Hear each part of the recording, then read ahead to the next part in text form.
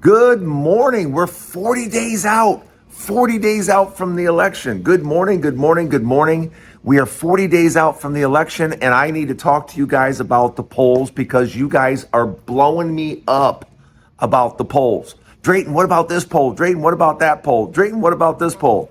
I know. I hear it. So let me kind of break down the early part of the election for you. You know, we've talked about it a little bit, but let me break down for you what I'm really looking for now, because we're just 40 days out. 40 days out and we're voting and this is over. So let me tell you what I'm focused on right now. First of all, on election night, before I get into the whole state by state thing, but this is what I'm going to be looking, and this is what I want you to look for on election night. I want you to pay attention very closely to Virginia. And I want you to pay closely to Virginia because it may be able to give us a clue on how the rest of the night is going to go. Because I want you to remember, Biden won that state by 10 points, 54-44. So I want you to keep that in mind, because on election night, if she wins that by more than 10%, by more than 10 points, say she wins it by 12, or maybe even, let's say 14. Anything she wins by more than 10% is going to give us a real good indication on how she's doing and how the rest of the country is going to vote. I just think it's going to be a really good barometer. So everybody on election night, pay attention to what's going on in Virginia. I think Virginia is going to give us a real good sign. Now let's talk about the polls. Let's talk about the numbers, because it's driving some of you crazy, and you're trying to drive me crazy, and that's not going to happen. That's not going to happen. It's not going to happen. Look, this is what you need to know. Pennsylvania, very critical state. It was won last time by 70,000 votes, and Harris is doing extremely well in the state, and she has taken it very seriously. And she has literally tens of thousands of volunteers on the ground, making phone calls, knocking on doors, making sure people have a ride to a plan to actually vote. They are doing everything that they need to do to make sure that Pennsylvania stays blue.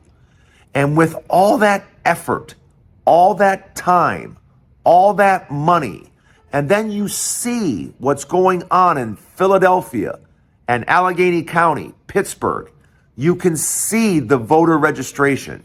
You can see the youth vote coming. You can see the black vote coming. So, am I confident in Pennsylvania? Yes, I am very confident.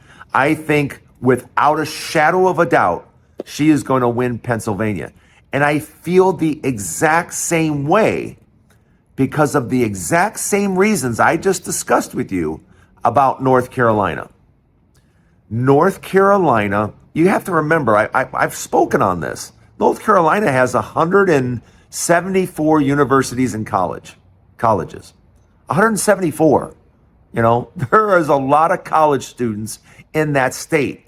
And the voter registration with young people has been explosive. The voter registration for black voters in North Carolina, explosive.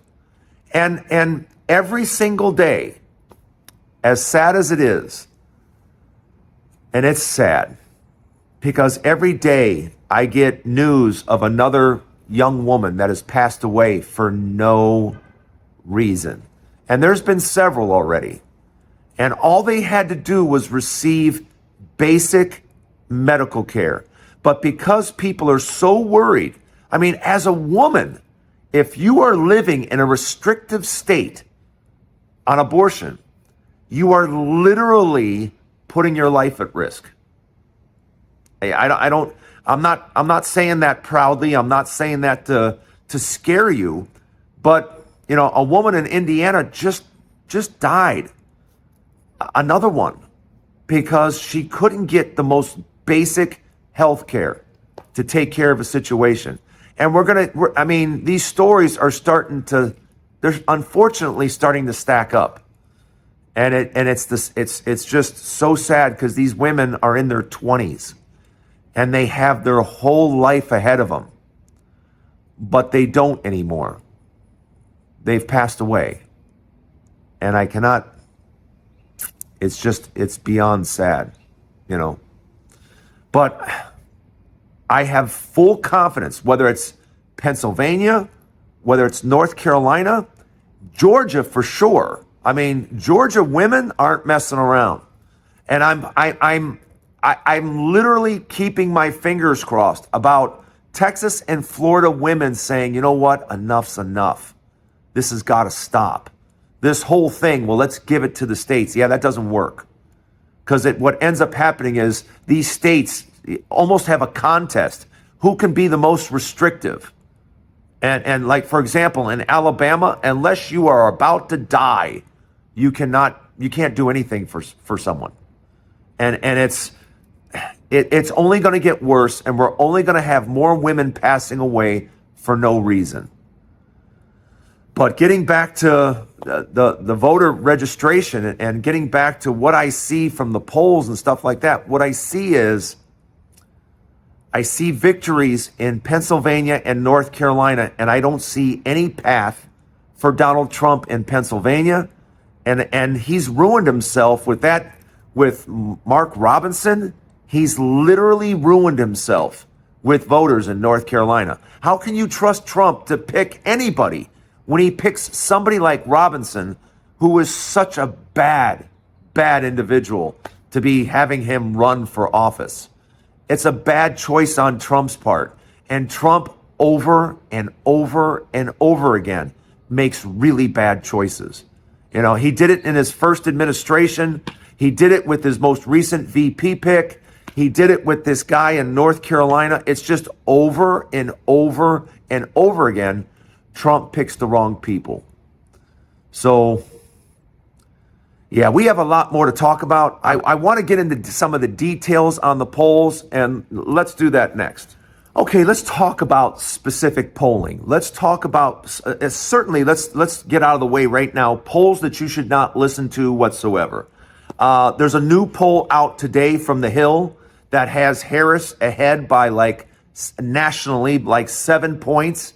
And that seems to be very realistic right now. That seems to be probably where the country is at, because I just don't see Donald Trump getting more than 45%. I just don't see how he gets more than 45% of the vote. And with that, Harris is going to get millions and millions of more votes than Trump. But it's not a national poll. We all know that it goes state by state by state, but she's being very effective in the states that she's going to. And now, is she going to make the necessary push in the last 5 or 6 weeks for Florida and Texas? I don't know. I mean, do you stretch yourself and try to do that? Or do you stay laser focused? Georgia, North Carolina, Pennsylvania, Michigan, Wisconsin, Michigan, Georgia, Pennsylvania, North Carolina, over and over and over again, those 5 states. And then every once in a while, a swing out to Nevada and Arizona. I mean, I have to believe she's going to be laser focused on those 7 states. Does she tippy-toe into Florida and Texas towards the end? We'll have to wait and see. If I was going to do that, I would probably choose to do it a few days before the actual election. I would swing in to try to help him in Texas, because I think if she swings in and tries to help the Senate candidate, Allred in Texas, I think that could make all the difference. Same thing with helping her out at the Senate seat against Rick Scott in Florida. Does she do that at the end? That's what I'm waiting for. Now that we're just 40 days out, that's what I'm kind of looking for. I expect her to be laser focused. I expect her to hit those states again and again and again, because the abortion issue and women's rights is going to be vital. It's going to be, I had a friend the other day say to me, oh, is that all you care about is abortion? I care about women's rights to their own bodies. Yes, I care about that a lot. If it was me, I would be in the streets.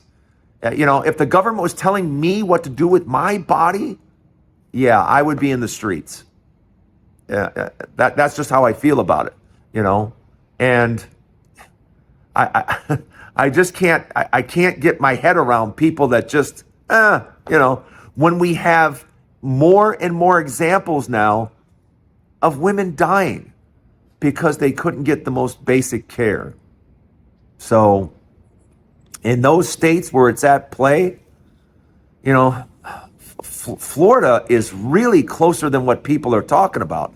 Florida is literally right now, as of today, 40 days out. We're 40 days out, and Florida's a coin toss. Florida is literally a coin toss. I don't get the final numbers until October 5th, and October 5th, I'll be able to make some type of read on what I think is going to happen. Look, there is a whole lot more to talk about. And by the way, thanks for joining. This is the Dray Way. Thanks for joining me. I know I've got off on blah, blah, blah, blah, blah. But if you haven't subscribed yet, please subscribe. Welcome to the show. It's the Dray Way, and we're going to be talking, yes, a lot about politics from now all the way to the end. We're just 40 days out, Then it's going to be 39, 38, and those days are going to go by fast, And I'm excited to do this with you guys. But just know this, as far as the polls are concerned. What is happening right now is there are several polls that will come out that are strictly like Rasmussen. It's strictly a Republican poll. It's not to be listened to by any stretch of the imagination. Emerson poll, same thing. It's not really giving you good, valuable information. It's giving you what Republicans want to hear. Because in polls, Republicans want to hear that they're doing well. They want to know that they're doing well because when they lose the election, they have something to cry about. And I hate to say it that way, but that's literally it. We're counting votes in Pennsylvania and Georgia the way we're counting them, so Republicans can cry about, well, we were winning before we went to sleep. Yeah, you're making us count the mail-in votes, which are largely Democratic. You're making us count them tomorrow. You're doing that on purpose because you want to say, wait a minute, we were winning before we went to bed. Now we went to bed. Well, what happened under the dark of nightness? Nothing. The votes are in. You're still going to lose. You're going to lose Pennsylvania. You're going to lose Georgia. I don't care how you count the votes. You can have puppies count the votes. I don't care how you do it. In Pennsylvania, you're going to lose. In North Carolina, you're going to lose. So if you want to take 2 days to count them, 3 days to count them, 4 days to count them, I don't care how you do it. But what's ultimately going to happen is you're going to lose. And you're going to lose because you keep putting up lousy candidates. Trump is a lousy candidate. He did poorly as president last time. Over 100,000 farmers lost their farms because of Trump. Oil workers lost their jobs because of Trump. Millions of people lost their job because of Trump. I don't want to see Trump. In fact, I don't want to see a Republican president again. And we're probably not going to. You guys really messed up on messing with women's rights. But that's a whole... We'll talk about that more tomorrow. Make sure you check out my TikTok. If you haven't checked out my TikTok yet, it's just at Drayton Nay. So check me out over at TikTok. Thanks for joining me at the Dray Way. We'll have another episode tomorrow. If you haven't seen the prior episodes, go check them out. But it's great to have you here. Welcome to the Dray Way. Have a great day, everybody. We'll see you tomorrow. Later on.